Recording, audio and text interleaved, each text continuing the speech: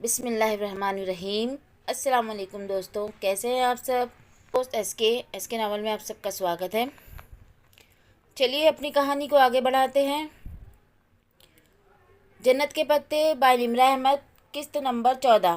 دائیں طرف جہان کے اس جانب جس بنگلے کے سامنے سے بگی گزر رہی تھی وہ اتنا عالیشان اور خوبصورت تھا کہ نگاہ نہیں ٹکتی تھی۔ 4 منزلہ سفید اونچے ستونوں پہ وہ محل یوں شاہانہ انداز میں کھڑا تھا جیسے کوئی ببر شیر اپنے پنجوں پہ بیٹھا ہوتا ہے۔ اس کے چھوٹے سے باغیچے کے آگے ایک لکڑی کا سفید گیٹ تھا۔ بگی آگے بڑھ گئی تو وہ گردن موڑ کر دیکھنے لگی۔ سفید محل کے لکڑی کے گیٹ پہ نام کی ایک تختی لگی تھی جس پہ قدیم لاطینی ہجوں کے انداز میں لکھا تھا آر پاشا۔ اس کے دل کی دھڑکن لمحے بھر کو رکی تھی۔ اس کے انداز پر جہان نے پلٹ کر اس گھر کو دیکھا تھا۔ اب کیا تم ابھی سے میری جیب کا مقابلہ ان بنگلوں کے ساتھ کرنے لگی ہو؟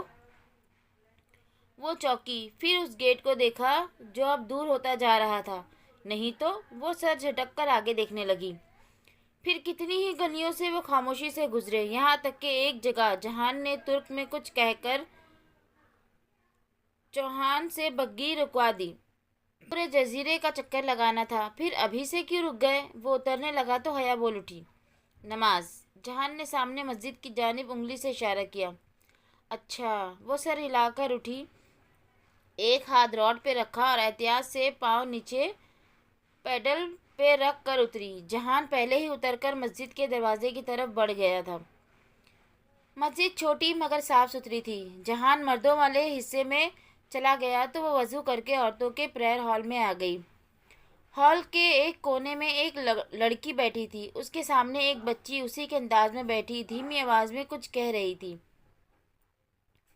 حیا نے گیلے بازوؤں کی آستین نیچے کرتے ہوئے بغور ان دونوں کو دیکھتی رہی۔ یہ وہی دونوں لڑکیاں تھیں جو ابھی 2 گلیاں چھوڑ کر سڑک پر اسے نظر آئی تھی، جامنی فراق والی چھوٹی بچی اور دوسری بھورے اسکارف والی سنجیدہ لڑکی۔ بچی منت بھرے شکایتی انداز میں اس لڑکی کے گھٹنے کو جھنجھوڑتی کچھ کہے جا رہی تھی، مگر وہ لڑکی، جس کا نام شاید عائشہ گل تھا، نفی میں سر ہلاتی گویا مسلسل اس کی تردید کیے جا رہی تھی۔ وہ دونوں دھیمی آواز میں باتیں کر رہی تھی۔ حیا اسٹول کو چہرے کے گرد لپیٹتے ہوئے ان دونوں کو دیکھے گئی۔ انہوں نے اسے نہیں دیکھا تھا، شاید وہ آپس میں مشغول تھی۔ وہ جب نماز پڑھ کر اٹھی تو دیکھا وہ بچی ابھی تک اس لڑکی کو منا رہی تھی اور شاید اپنی کوشش میں کامیاب نہیں ہو رہی تھی۔ اس کی آواز دھیمی اور زبان انجان تھی، مگر کبھی کبھی وہ بے بسی بھرے انداز میں چیخ کر ذرا زور سے عائشہ گل پلیز کہہ اٹھتی تو حیا کو سنائی دے دیتا۔ ایک آخری نگاہ ان دونوں پر ڈال کر وہ باہر آ گئی۔ مسجد کے برآمدے میں وہ تنہا نماز پڑھ رہا تھا۔ حیا ننگے پاؤں چلتی ہوئی برآمدے تک آئی اور ستون کے ساتھ ٹیک لگا کے کھڑی ہو گئی۔ ہوا سے اس کا سر پہ لیا اسٹول سر کی پشت تک پھسل گیا تھا۔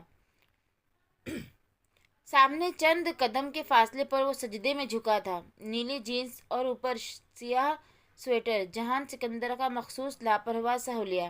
وہ ایک مسکراہٹ کے ساتھ سر ستون سے ٹکائے اسے دیکھے گئی۔ وہ اب سجدے سے اٹھ کر تشہید میں بیٹھ رہا تھا۔ ہر کام پھرتی سے کرنے والا جہان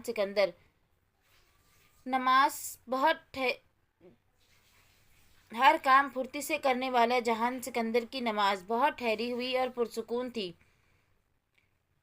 وہ چونکہ اس سے ذرا پیچھے کھڑی تھی تو یہاں سے اس کا صرف ہلکا سا رخ ہی نظر آتا تھا، گردن کی پشت اور چہرے کا ذرا سا دایاں حصہ۔ وہ گردن جھکائے تشہید پڑھ رہا تھا۔ پھر اس نے دائیں رخ سلام کے لیے گردن موڑی تو حیا کو بالآخر اس کا چہرہ نظر آ گیا۔ وہ زیر لب مسکراتے اسے دیکھے گئی۔ دوسری جانب سلام پھیر کر اس نے دونوں ہاتھ دعا کے لیے اٹھائے۔ چند لمحے یوں ہی بیٹھا دعا مانگتا رہا، پھر ایک گہری سانس لے کر ہاتھ چہرے پر پھیرتا وہ کھڑا ہوا اور واپس مڑا تو اسے ستون کے ساتھ کھڑے دیکھ کر مسکرایا۔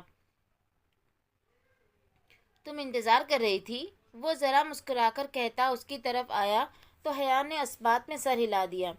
وہ دونوں ساتھ ہی باہر آئے تھے۔ جہان چوکھٹ پر جب وہ جھک کر جوگرز پہن رہا تھا تو حیا نے اسے پکارا۔ तुम मजहबी हो? थोड़ा बहुत। वो तस्मा बांध रहा था। लगते नहीं हो। तस्मे की गिरह लगाती उसकी उंगलियां थमी। उसने सर उठाकर कदरे नासमझी से हया को देखा। मैं क्या करता तो मजहबी लगता? वो तो मुझे नहीं पता। वैसे तुमने दुआ में क्या मांगा? मैंने जिंदगी मांगी। वो तिस्मिया बंद करके उठ खड़ा हुआ। जिंदगी? हया ने उसका चेहरा देखते हुए दोहराया। वह अब आदतन स्वेटर की आस्तीन मोड़ रहा था। इंसान वही चीज़ मांगता है जिसकी उसको कमी लगती है। सो मैं हमेशा ज़िंदगी मांगता हूँ। अगर ज़िंदगी है तो सब खूबसूरत है, नहीं है तो सब अंधेरा है। वो दोनों सड़क के किनारे साथ साथ चलने लगे थे। खूबसूरती क्या होती है जहान? बुयूक अद्दा की एक सर्द हवा उसके बाल फिर से उड़ाने लगी थी। शॉल सर से फिसलकर अब गर्दन के पीछे अटक गई थी, और जब अपने बिखरते बाल दोनों हाथों में समेटते हुए उसने ये सवाल पूछा था तो शदीद ख्वाहिश के बावजूद वो जानती थी कि वो खूबसूरती हया सुलेमान की आंखें हैं जैसे कोई बात नहीं कहेगा। मगर जो उसने कहा वो हया सुलेमान के लिए कतन गैर मुतकव्वे था। अली करामत की माँ? क्या? उसने नासमझी से जहान को देखा। वो सामने देखते हुए कदम उठा रहा था। मेरे लिए खूबसूरती अली करामत की माँ पे ख़त्म होती है। अली करामत मेरा एक स्कूल फेलो था। एक दफ़ा मैं उसके घर गया था। तब मैंने उसकी माँ को देखा था। वो बहुत खूबसूरत खातून थी।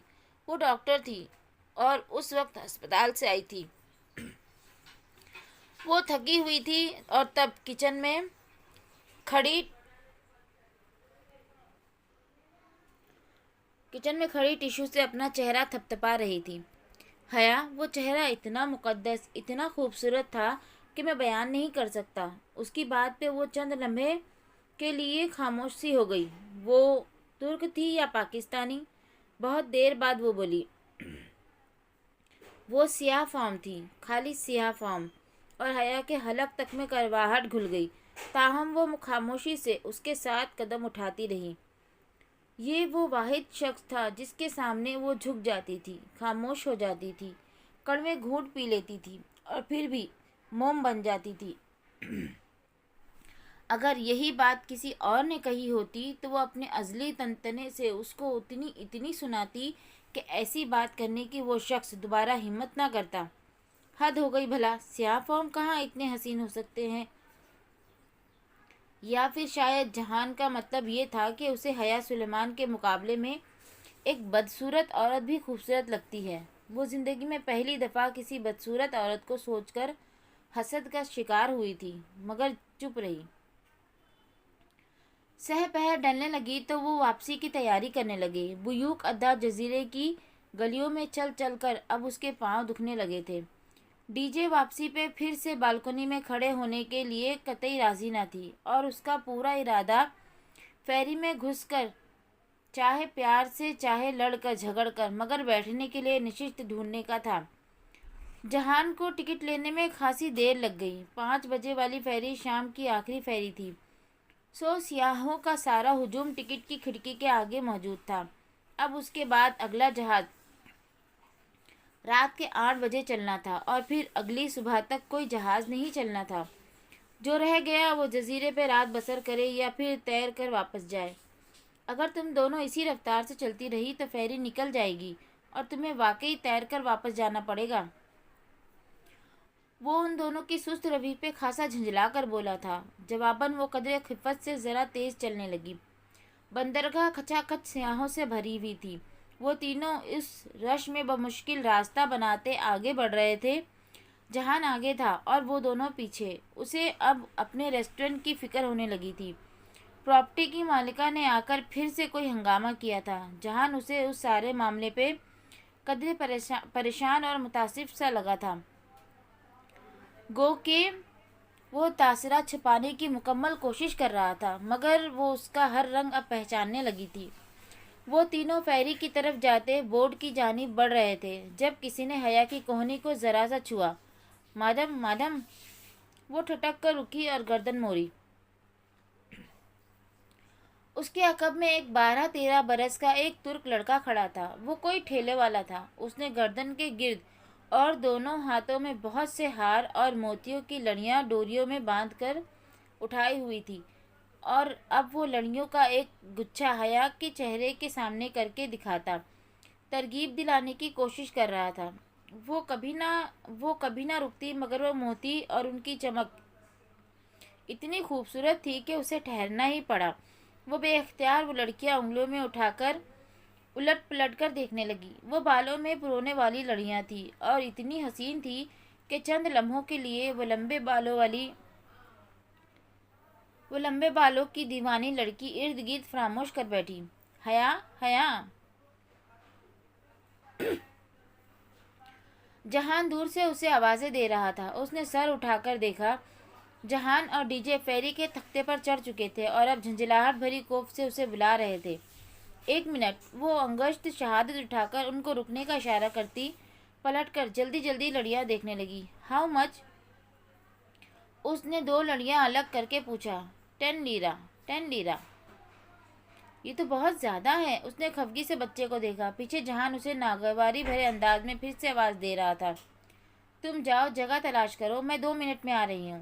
اس نے ان کو مطمئن کرنے کے لیے جانے کا اشارہ کیا۔ ان تک آواز شاید پہنچ گئی تھی۔ تبھی وہ دونوں سر ہلا کر مڑے اور فیری کے اندرونی راستے کی جانب بڑھ گئے۔ فیری نکلنے میں ابھی 3 منٹ تھے اور وہ ان 3 منٹوں کو ضائع نہیں کرنا چاہتی تھی۔ 7 لیرہ، اس نے حتمی انداز میں لڑکے کو کہا اور پیسے نکالنے کے لیے سنہری کلچ کھولا۔ اس سے قبل وہ نوٹ نکالتی، لڑکے نے ایک دم پرس پر جھپٹا اور بھاگ کھڑا ہوا۔ لمحے بھر کو اسے سمجھ نہیں آئی کہ ہوا کیا ہے، اور جب سمجھ آیا تو وہ رکو رکو، میرا پرس! وہ چلاتی ہوئی اس کے پیچھے لپکی۔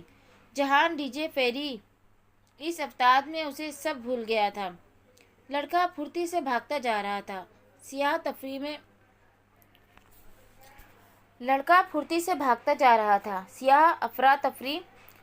افراتفری میں فیری کی طرف بڑھ رہے تھے۔ کسی کے پاس توجہ کرنے کو وقت نہ تھا۔ وہ تیز قدموں سے دوڑتی اس لڑکے کے پیچھے آئی۔ وہ بازار کی طرف مڑ گیا اور اب ایک گلی کے عین وسط میں کھڑا تھا۔ حیا جیسے ہی بھاگتی ہوئی اس گلی میں داخل ہوئی، لڑکے نے چونک کر اسے دیکھا اور پھر سے بھاگ کھڑا ہوا۔ رکو رکو! وہ غصے سے چلاتی اس کے پیچھے دوڑ رہی تھی۔ لڑکا خاصا پھرتیلا لگ رہا تھا، مگر وہ اتنا تیز نہیں بھاگتا تھا۔ 3 گلیاں عبور کر کے وہ اس رہائشی علاقے میں داخل ہوا اور سرپٹ دوڑتا ہوا دائیں طرف کی قطار کے بنگلوں میں سے ایک کا گیٹ عبور کر گیا۔ وہ ہانپتی ہوئی اس گیٹ تک آئی۔ گیٹ نیم وا تھا۔ لڑکا اندر ہی کہیں گیا تھا۔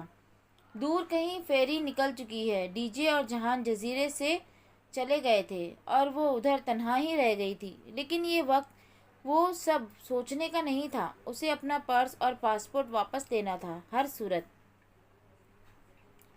اس نے ایک لمحے کو اس نیم وا گیٹ کو دیکھا اور پھر اس کے پیچھے کھڑے اس عالیشان سفید محل کو، اور پھر تیزی سے اندر آئی۔ یہ وہی سفید محل تھا جو اس نے دوپہر میں دیکھا تھا۔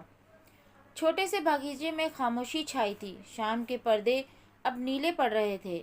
وہ پھولتے سانس کو ہموار کرتی متذبذب سی چلتی بنگلے کے داخلی دروازے تک آئی اور بیل کی تلاش میں ادھر ادھر دیکھا۔ لکڑی کا اونچا منقش دروازہ قدیم طرز کا بنا تھا۔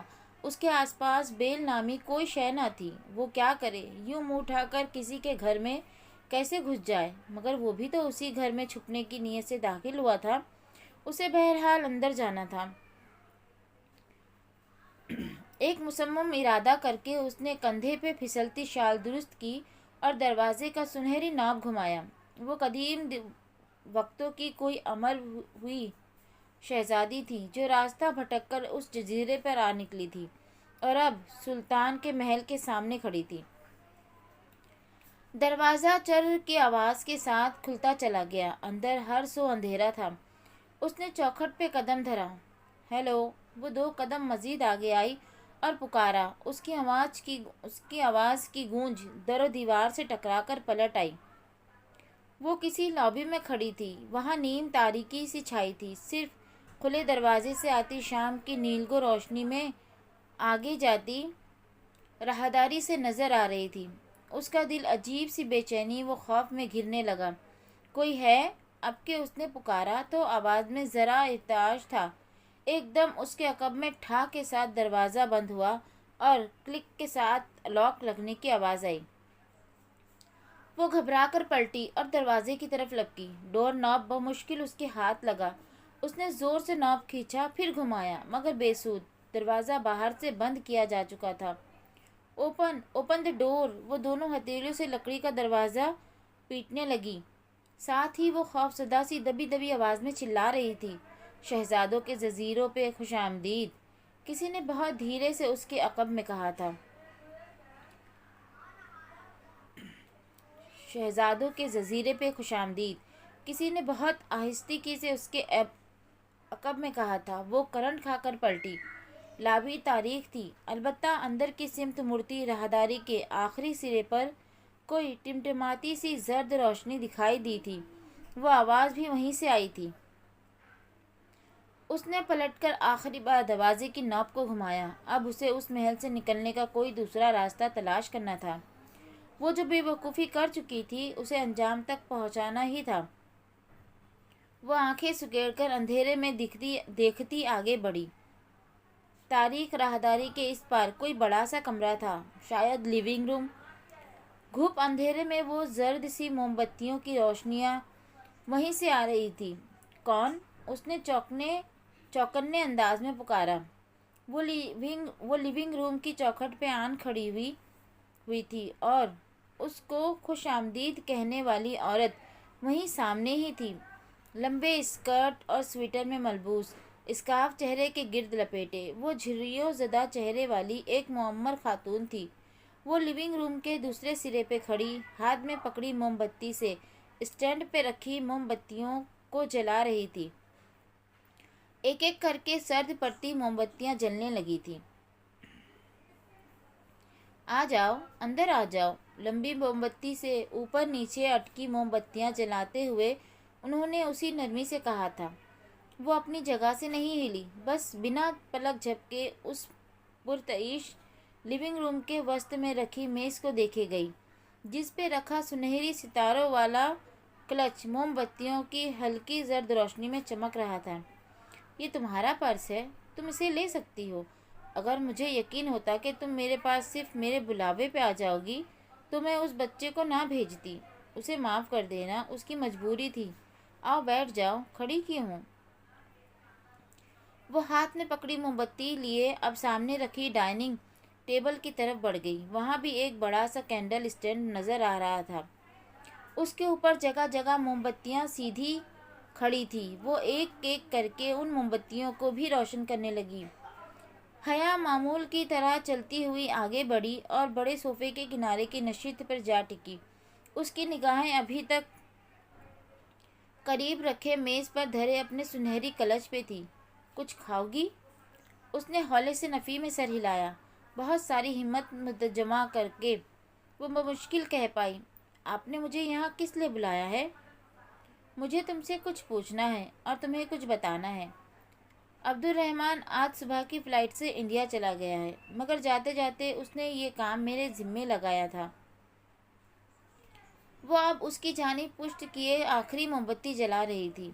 وہ عبدالرحمن کے نام پہ حیران نہیں ہوئی تھی۔ اس نے دوپہر میں ہی اس گھر کے باہر گیٹ پہ لگی تختی دیکھ لی تھی۔ اس کے باوجود جب وہ بچہ اس گھر میں داخل ہوا تب بھی وہ پیچھے چلی آئی۔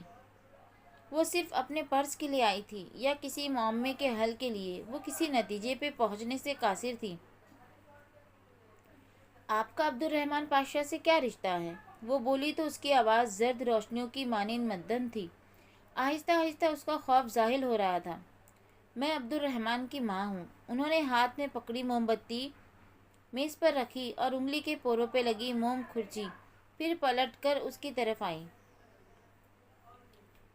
عبدالرحمن نے تمہیں ملنے کا کہا تھا، لیکن جب تم نے انکار کیا تو بھلے وہ ہاتھوں اور دامن کا صاف نہ ہو، دل کا اتنا صاف ہے کہ وہ رکا نہیں۔ البتہ جاتے جاتے اس نے میرے ذمے یہ کام لگایا تھا کہ میں تم سے مل لوں اور تمہیں ان سوالوں کے جواب دے دوں جو تمہارے ذہن میں کھلبلاتے رہتے ہیں۔ وہ دم سادے خاموشی سے اس معمر عورت کو دیکھے گئی جو ٹھہر ٹھہر کر بول رہی تھی۔ ان دونوں کے درمیان رکھی کارنر ٹیبل پہ ایک فوٹو فریم رکھا تھا۔ اس میں دو چہرے مسکرا رہے تھے، ایک وہی معمر خاتون اور دوسرا ان کے ساتھ ایک 35-36 برس کا مرد جس کے بال گھنگرالے اور لمبے تھے۔ آنکھوں پہ موٹے فریم کا چشمہ تھا، چہرے پہ چھوٹی سی داڑھی جس میں جگہ جگہ سفید بال جھلکتے تھے۔ نہایت گہری سانولی رنگت کا وہ شخص بہت ہی عام سا قبول صورت مرد تھا۔ اس سے پہلے کہ میں کچھ بتاؤں، تم اگر کچھ پوچھنا چاہتی ہو تو پوچھ لو۔ حیا نے فوٹو فریم سے نگاہ ہٹا کر ان کو دیکھا، جو مسکراتی پرشفقت نگاہوں سے اسے دیکھ رہی تھی۔ وہ دروازہ بند ہونے پر ڈر گئی تھی، مگر اب اس ڈر کا شائبہ تک نہیں تھا۔ اب عبد الرحمن پاشا مجھے پھول کیوں بھیجتا ہے؟ سفید پھول، جو شاید دشمنی کی علامت ہوتے ہیں۔ اس کے سوال پہ وہ ہولے سے مسکرائی۔ ہر شخص کا اپنا ایک انداز ہوتا ہے، شاید وہ اس طرح پھول اس لیے بھیجتا ہے تاکہ تمہیں چونکائے، تمہاری توجہ حاصل کر سکے۔ مگر وہ مجھے کیسے جانتا ہے؟ اس نے اپنی الجھن سامنے رکھی جو اس کو مسلسل پریشان کیے ہوئی تھی۔ میں تمہیں یہی بتانا چاہتی تھی۔ انہوں نے ایک گہری سانس لی۔ دسمبر میں تم نے کسی چیریٹی ایونٹ میں شرکت کی تھی۔ وہ اسلام آباد میں اس وقت اسی ہوٹل میں تھا۔ وہاں اس نے تمہیں پہلی بار دیکھا تھا اور اسی رات پہلی بار تمہیں پھول بھیجے تھے۔ ایک دم سے اس کی 2-2.5 ماہ کی بے چینی کا اختتام ہو گیا۔ اسے فوراً یاد آ گیا جس رات اسے سبانجی کی طرف سے سلیکشن کی میل آئی تھی، اسی دوپہر اس نے یہ چیریٹی لنچ اٹینڈ کیا تھا جو زارا کی کزن کی کسی اسٹوڈنٹ فیڈریشن کے تعاون سے منعقد کیا گیا تھا۔ اس میں شہر کے کئی بزنس مین اور دیگر بااثر شخصیات نے شرکت کی تھی۔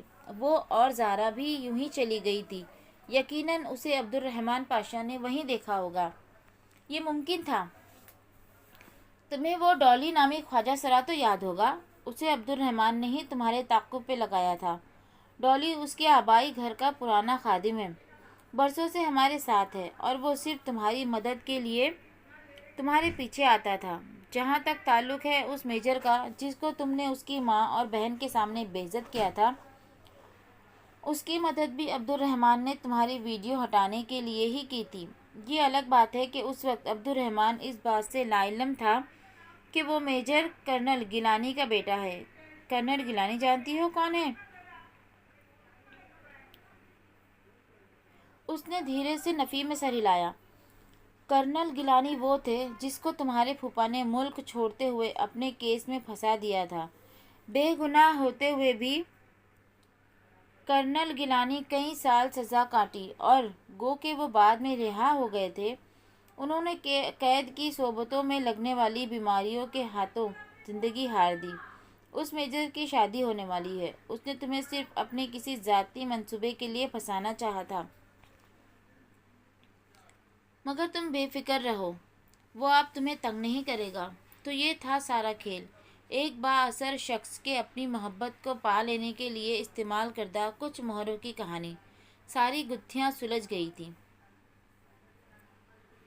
اب آپ مجھ سے کیا چاہتی ہیں؟ وہ ذرا سرد لہجے میں بولی۔ تم یہ گھر دیکھ رہی ہو؟ بیوک اڈا میں اس وقت بجلی کا کوئی پول مرمت کے باعث کام نہیں کر رہا، سو اس علاقے میں بجلی بند ہے۔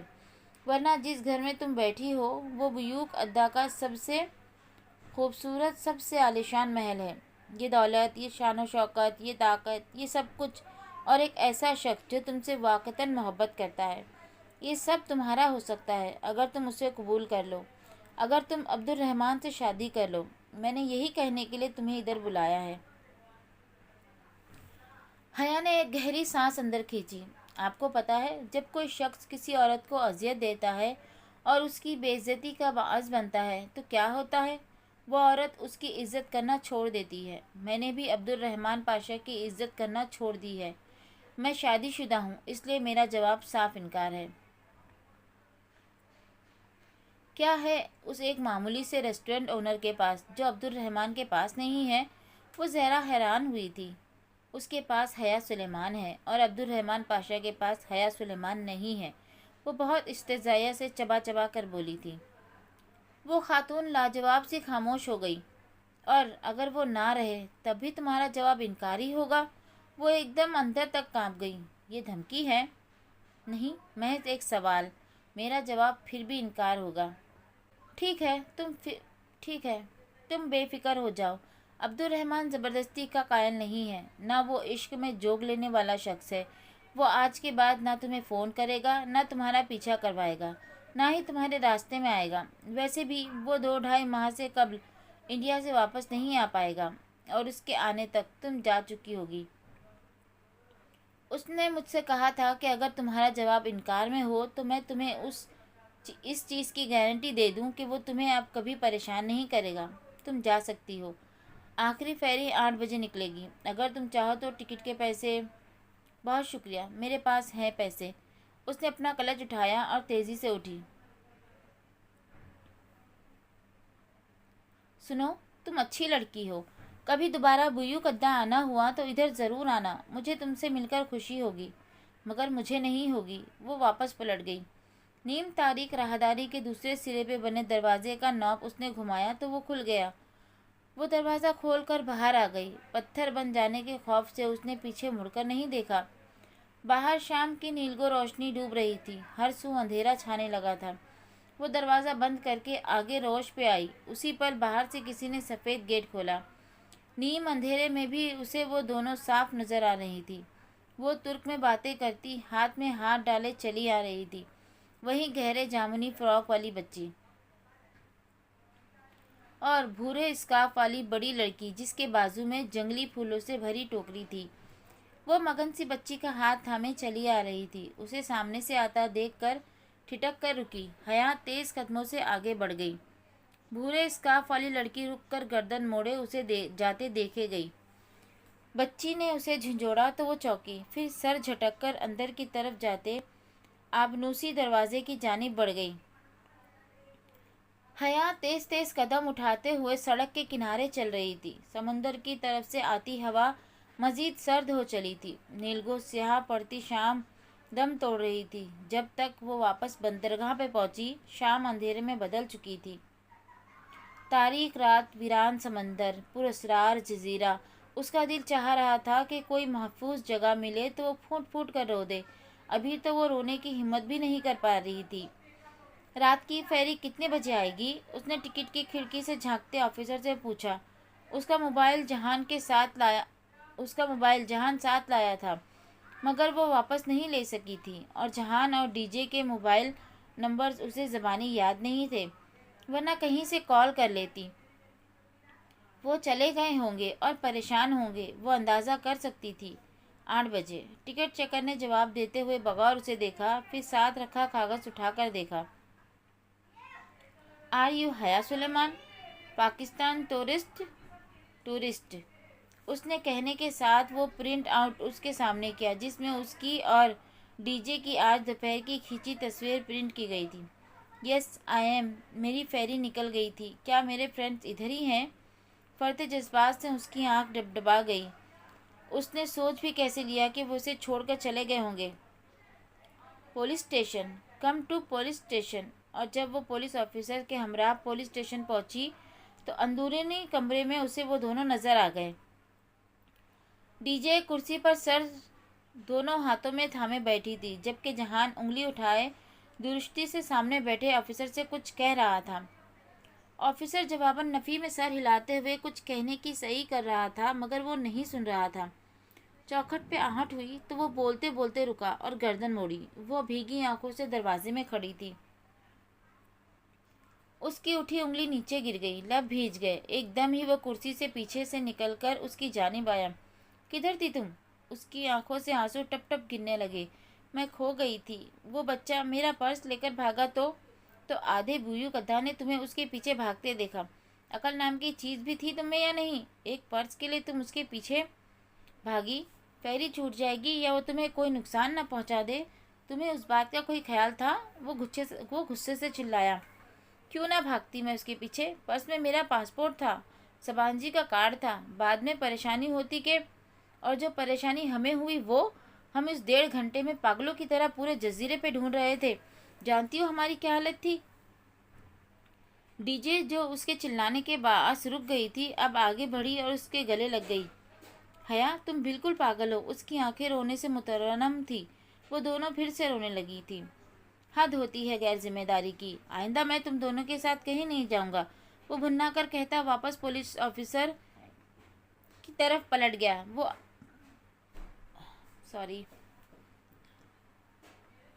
وہ ابھی تک روئے جا رہی تھی۔ اسے پتا تھا کہ واپسی پہ جہان کی بہت سی باتیں سننی پڑیں گی۔ وہ دونوں لکڑی کا دروازہ ڈھکیل کر اندر آئی تو ہر سو اندھیرا چھایا تھا۔ لیونگ روم سے ٹمٹماتی زرد روشنی جھانک رہی تھی۔ اس نے جنگلی پھولوں کی ٹوکری لابی میں رکھے اسٹینڈ پہ دھری اور بچی کا ہاتھ تھامے لیونگ روم کی طرف آئی۔ صوفے پہ وہ معمر خاتون اسی طرح بیٹھی تھی۔ ان کے ہاتھ میں چند نوٹ تھے، وہ جو گن کر علیحدہ کر رہی تھی۔ ساتھ ہی وہ لڑکا کھڑا ان نوٹوں کو دیکھ رہا تھا۔ سلام علیکم آنے، کیسے ہو عبداللہ؟ اس نے بچی کی انگلی چھوڑ دی اور کندھے سے پرس کی اسٹریپ اتارتے ہوئے بڑی میز کی طرف آئی۔ میں ٹھیک ہوں عائشہ۔ لڑکے نے معمر خاتون کے بڑھائے گئے نوٹ پکڑے، گنے اور باہر بھاگ گیا۔ وہ بقیہ نوٹ واپس بٹوے میں رکھنے لگی تھی۔ بجلی والا پول ٹھیک ہوا؟ بٹوا بند کرتے ہوئے انہوں نے پوچھا۔ وہاں بندے کام کر تو رہے ہیں، ابھی گلی میں داخل ہوتے ہوئے ہم نے دیکھا تھا۔ عبداللہ کیوں آیا تھا؟ وہ میز کے ساتھ کھڑی اپنا پرس کھولتی کہہ رہی تھی۔ میرا کام تھا، انہوں نے بچی کا ہاتھ تھامتے ہوئے سرسری سے جواب دیا، جو اب ان کے ساتھ صوفے پر آ بیٹھی تھی۔ کام بھی تھا اور آنے نے اسے پیسے بھی دیے۔ عائشہ گل، تم نے دیکھا وہ صبح قرآن پڑھنے کب سے نہیں آیا؟ روز بہانے بنا دیتا ہے، بچی ناک سکڑتی کہہ رہی تھی۔ چلیے جی، ایپیسوڈ 14 یہاں پر ختم ہوتا ہے۔ آج بہت ساری رکاوٹ ہوئی ہے، اس کے لیے معذرت۔ لائک شیئر اور سبسکرائب کر دیجیے گا۔ لائک شیئر اور سبسکرائب کر دیجیے گا۔ تب تک کے پھر ملتے ہیں اگلے ایپیسوڈ میں۔ اللہ حافظ۔